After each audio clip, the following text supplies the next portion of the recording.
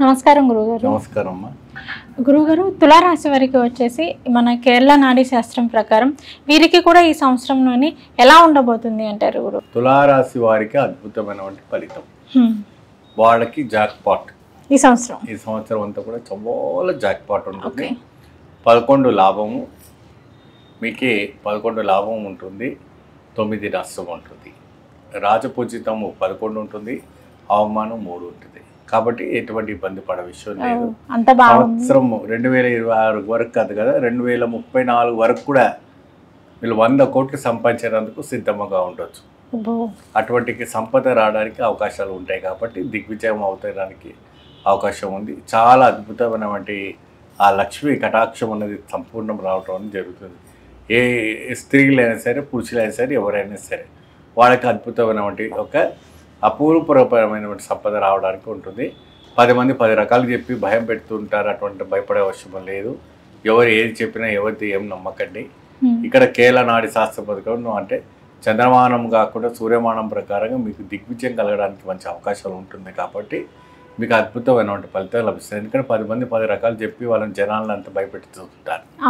So సత్యమైనది, నిత్యమైనది నాడి శాస్త్రం. ఇది బ్రహ్మాండమైనటువంటి పురాతనమైనటువంటి శాస్త్రాలు కాబట్టి ఇది ఇంట్లో వెళ్ళబడినవన్నీ కూడా నిజమైనటువంటి శాస్త్రాలు కాబట్టి అద్భుతంగా దిగ్విజయంగా అవుతాయి. ఓకే గురుగారు, అలాగే అంటే మీరు చెప్పారు వీళ్ళకి తులారాశి వారు వచ్చేసి సంవత్సరంలోనే జాక్ పాట్ కొట్టారు అనేసి 12 రాశుల కన్నా వీరికి అద్భుతంగా ఉంటుందంటారు. చాలా బాగుంటుందమ్మా. అంటే అన్ని రాశుల్లో కొన్ని రాశులు బాగానే ఉన్నాయి అనుకోండి, ఆ కొన్ని రాశులు ఇబ్బంది పడడానికి ఉన్న కొన్ని రాశులు ఇదిగా ఉన్నాయి. కానీ కొన్ని నక్షత్రాల ప్రభావం అంటే 27 నక్షత్రాలు 12 రాశులు కాబట్టి ఈ 27 నక్షత్రాల్లో కొన్ని నక్షత్రాలు ఇబ్బంది పడడానికి అవకాశాలు ఉన్నాయి. షష్ఠకూటమి వల్ల ఆ నక్షత్రాలు చెప్పకూడదు, కొన్ని ఇబ్బంది పడతారని నేను చెప్పట్లేదు. సో కాబట్టి అది తర్వాత చెప్పుకోవచ్చు. సో ఈ 12 రాశుల్లో కూడా ప్రముఖమైనటువంటి తులారాశి చాలా అద్భుతమైనటువంటి రాశి కాబట్టి స్వాతి నక్షత్రం కూడా ఉంటుంది. దీంట్లో ఎక్కువ శాతం లక్ష్మీనరసింహస్వామి జాతకం ఉంటుంది కాబట్టి వీళ్ళకి అద్భుతమైనటువంటి వైబ్రేషన్స్ రావడం, అప్పుడు అద్భుతమైనటువంటి దిగ్విజయం రావడానికి ఆస్కారం అనేది కనపడుతుంది. ఓకే గురుగారు, అలాగే వచ్చేసి ఏంటంటే వీరు ఎటువంటి పరిహారం చేసుకుంటే ఈ సంవత్సరంలోని వీరికి బాగుంటుంది అంటారు? వీళ్ళు ఎక్కువ శాతం లక్ష్మీ నరసింహస్వామిని దర్శించుకోవడం లేదా లక్ష్మీదేవి అష్టకం చేయటం వల్ల చాలా అద్భుతమైన ఉంటుంది. లక్ష్మీ ఖడ్గం మాల చదవడం వల్ల చాలా అద్భుతమైనటువంటి ఫలితం రావడానికి ఆస్కారం ఉంటుంది. అమ్మవారికి నివేద్యమైనటువంటి జామకాయ నైవేద్యం పెడితే చాలా అద్భుతమైనటువంటి ఫలితం లభిస్తుంది.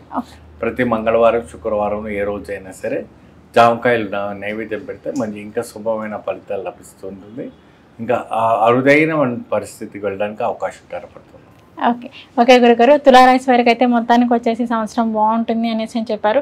ఏమో మనకి ఎంత బాగున్నా కానీ ఎక్కడో ఒక చోట ఏదో ఒక ఆటంకం అనేది కలుగుతుంది తప్పకుండా. సో దానికి మనం ఎటువంటి పరిహారం చేసుకోవాలి అనే దాని గురించి కూడా చెప్పారు గురుగారు.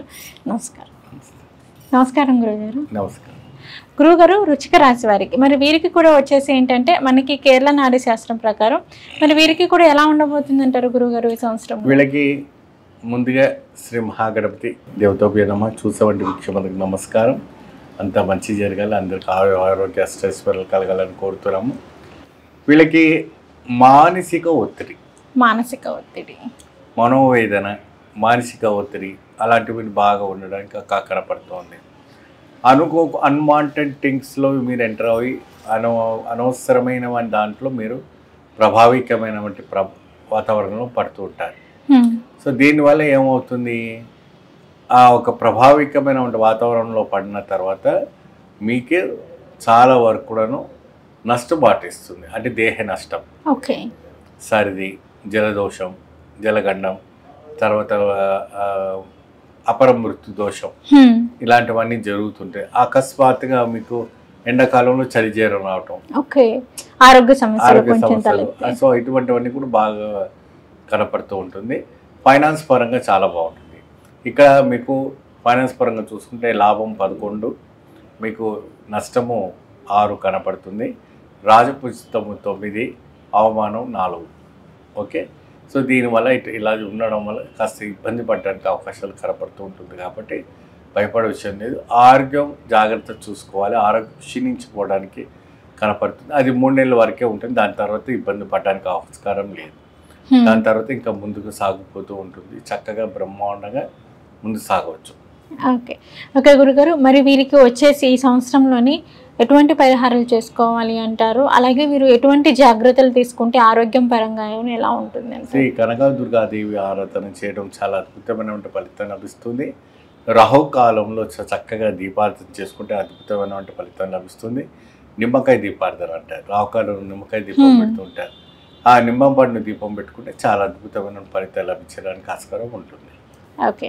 ఓకే గురుగారు, వృశ్చిక రాశి వారికి వచ్చేసి ఈ సంవత్సరంలోని ఎలా ఉండబోతుందో తెలియచేశారు గురుగారు. అలాగే వచ్చేసి ఏంటి అంటే మనకి ధనుసు రాశి వారికి, వీరికి కూడా ఈ సంవత్సరంలోని ఎలా ఉండబోతుంది అంటారు? ధనురాశి వాళ్ళకి కూడాను చక్కగా వాళ్ళకు ఇటువంటి కొన్ని సంఘటనలు రావడానికి ఆస్కారం కనపడుతుంది. ఎందుకంటే షష్ఠ కుటుంబం ఏర్పడుతుంది కాబట్టి వీళ్ళకి కొద్దిగా అనుకూలమైనటువంటి పరిస్థితి రావడానికి ఆస్కారం కనపడుతుంది. ఇక్కడ 8 లాభము 9 నష్టం కనపడుతుంది. రాజపూజితము 4, అవమానం 3 ఉంది కాబట్టి కొద్దిగా జాగ్రత్త వహించాలి.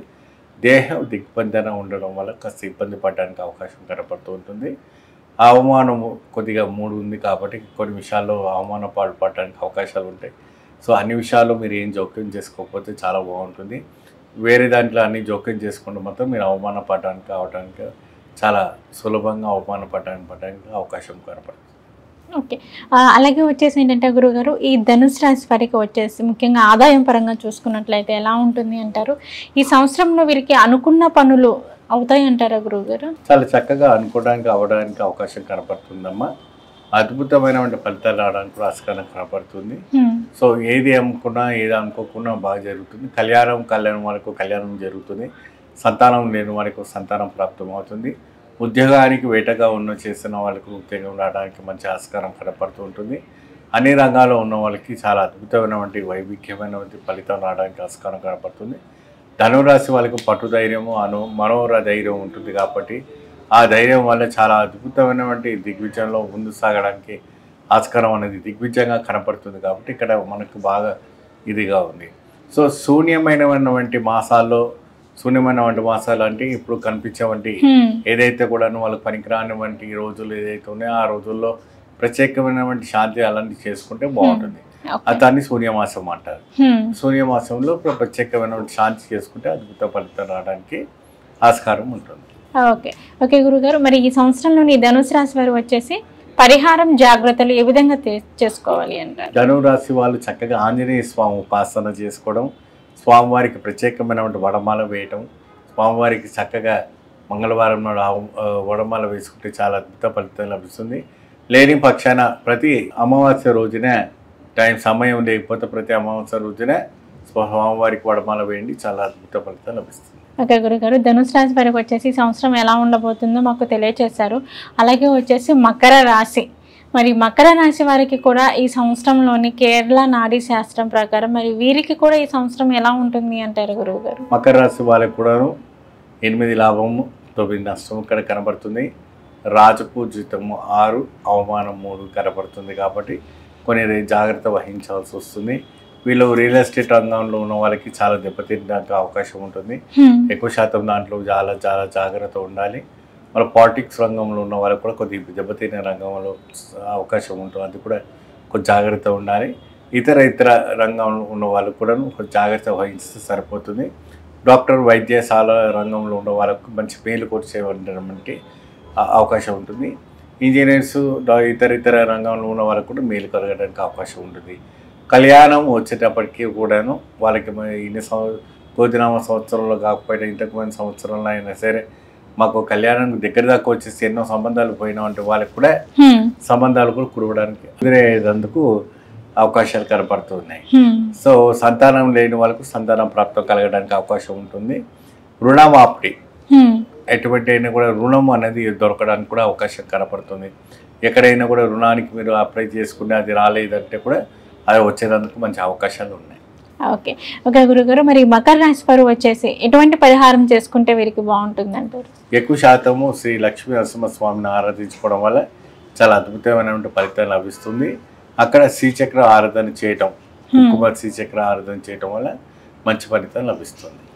గురుగారు, అలాగే వచ్చేసి ఏంటంటే కుంభరాశి, మరి కుంభరాశిలోని ఏలినాటి శని ప్రభావం అనేది వెళ్ళిపోయింది కాబట్టి సో కుంభరాశిలో నుంచి మీనరాశిలోకి వెళ్ళింది కదా గురువు గారు. మరి కుంభరాశి వారికి ఈ సంవత్సరం ఎలా ఉంటుంది అంటారు గురువు గారు? చాలా బాగుంటుందమ్మా. ముందేనే కుంభమేళ జరిగింది కాబట్టి ఆ ఒక ప్రభావం అనేది కనపడుతూ ఉంటుంది. అవును, కుంభరాశిలోనే మనకి కుంభమేళ కూడా జరిగింది కాబట్టి అటువంటి ప్రభావం అనేది బాగా కనపడుతూ ఉంటుంది కాబట్టి కొంచెం జాగ్రత్త వహించాలి. ఒక అద్భుతమైనటువంటి ఫలితాలు రావడానికి ఆస్కారం ఉంటుంది. 9 లాభము 8 నష్టము, రాజపూజితము 11, అవమానం 9 ఇక్కడ కనపడుతుంది. కాబట్టి సరి సమానంగా మనం చూసుకోవాల్సి వస్తుంది. సో అంటే ఇక్కడ ఉన్న వాటిని చెప్పడం జరుగుతుంది. అన్ని విధాలకు కొద్దిగా జాగ్రత్త వహించుకొని చూసుకుంటే చాలా అద్భుతం ఫలితాలు రావడానికి ఆస్కారం కనపడుతుంది. సో వీళ్ళకి ఒక వివాహనం అంటే వాహనము తీసుకొని బయటకు వెళ్ళిన తర్వాత యాక్సిడెంట్స్ అయ్యేదానికి అవకాశాలు కనపడుతుంది. వివాహం పరంగా కూడా శుభవార్త వింటారు, సంతాన పరంగా కూడా శుభవార్త వింటారు. సో పాడి పంటల్లో కూడా మంచి శుభవార్త వింటారు. గురుగారు, మొత్తానికైతే ఈ కుంభరాశి వారికి ఈ సంవత్సరం ఎలా ఉండబోతుంది అంటారు? మొత్తానికి వీళ్ళ కుంభరాశి వారికి కుంభమే కొడతారని అంటున్నాను. ఎందుకంటే 3 నెలలు ఆగారంటే వాళ్ళకి కుంభమే కురుస్తుంది. అది ఎక్కడి నుంచి కురుస్తుంది, ఎలా కురుస్తుంది అని తెలియదు. అద్భుతమైనటువంటి రాశితో కూడడానికి అవకాశం ఉంటుంది. ఓకే గురుగారు, కుంభరాశి వారికి వచ్చేసి ఈ సంవత్సరం ఎలా ఉండబోతుందో చెప్పారు. మరి వీరు ఎటువంటి పరిహారాలు చేసుకుంటే ఈ సంవత్సరంలోనే వీళ్ళు ఇంకా కుంభమేళ ద్వారా వీరు ఇంకా కుంభమేళ ఎక్కువ ఆదాయం సంపాదించడానికి పరమశివుని ఆరాధించడం వల్ల పరమశివుని దిగ్విజయమైనటువంటి రుద్రాభిషేకం నమ్మకం చమకం చేసుకోండి. ఎక్కువ శాతం ఆవు పాలని తీసుకొచ్చి లింగం పైన పోయండి, మంచి జరుగుతుంది. ఓకే గురుగారు, అలాగే మనం చూసుకున్నట్లయితే మీనరాశి షష్ఠగ్రహ కూటమి కూడా మీనరాశిలోనే జరుగుతుంది కాబట్టి సో వారికి ఇంకా ఏలినాటి శని ప్రభావం ఉంది. అలాగే షష్ఠగ్రహ కూటమితో ఉగాది కొత్త సంవత్సరం స్టార్ట్ అవబోతుంది. మరి వీరికి ఎలా ఉండబోతుంది అంటారు? ఇంకా కూటమి ప్రభావము అలాగే ఈ ఉగాది కొత్త సంవత్సరం. అవునమ్మా, కూటమి ప్రభావం ఉగాది ఉండటం వల్ల వీళ్ళకి అన్ని విధాలమైనటువంటి ఒక ప్రభావం అనేది చాలా ఇదిగానే ఉంది. వీళ్ళకి 3 లాభము 9 నష్టము కనపడుతుంది. రాజపూజితం 3, అవమానం 9. సో కాబట్టి ఈ యొక్క 2026 వరకు కూడా కొద్దిగా సమస్యలు అయితే చాలా విపరీతమైనటువంటి బాధతో ఉండడం అనేది జరుగుతుంటుంది. ఈ సస్యకూటమి ఏర్పడినది కాబట్టి ఉగాది నుంచి ప్రారంభం అవుతుంది. ఇది దాదాపు 30-40 సంవత్సరాలకు ఒకసారి ఏర్పడుతున్నటువంటి ఇటువంటి రాశి. సాధారణంగా ఎప్పుడు పడితే అప్పుడు రాదు ఇటువంటివి. అలాంటప్పుడు ఇంకా వీళ్ళు అదృష్టవంతులే కదా. అదృష్టవంతులు దురదృష్టవంతులు అంటారు కానీ 30-40 సంవత్సరాల తర్వాత ఏర్పడుతుంది ఇటువంటి రాశుల్లో. సో అది ఒక్కొక్క రాశికి ఒక్కొక్క ఏర్పడుతుంది. వీళ్ళకి ఈ రాశిలో ఏర్పడింది కాబట్టి ఆ ప్రభావం అనేది కనపడుతుంది. ఓకే, మొత్తానికైతే మీనరాశి వారికి ఎలా ఉంటుంది అంటారు? ఎటువంటి జాగ్రత్తలు తీసుకోవాలంటారు గురువు గారు? జాగ్రత్త అంటే వీళ్ళు ప్రత్యేకమైనటువంటి శని సింగపూర్ వెళ్ళడం, శనీశ్వరుని ఆరాధించడం, రాహు కేతుకి చక్కని జపాలు చేసుకోవడం, స్వామివారికి చక్కని పూజలు అవన్నీ చేసుకుంటే అద్భుతమైన ఫలితాలు రావడానికి ఆస్కారం కనపడుతుంది.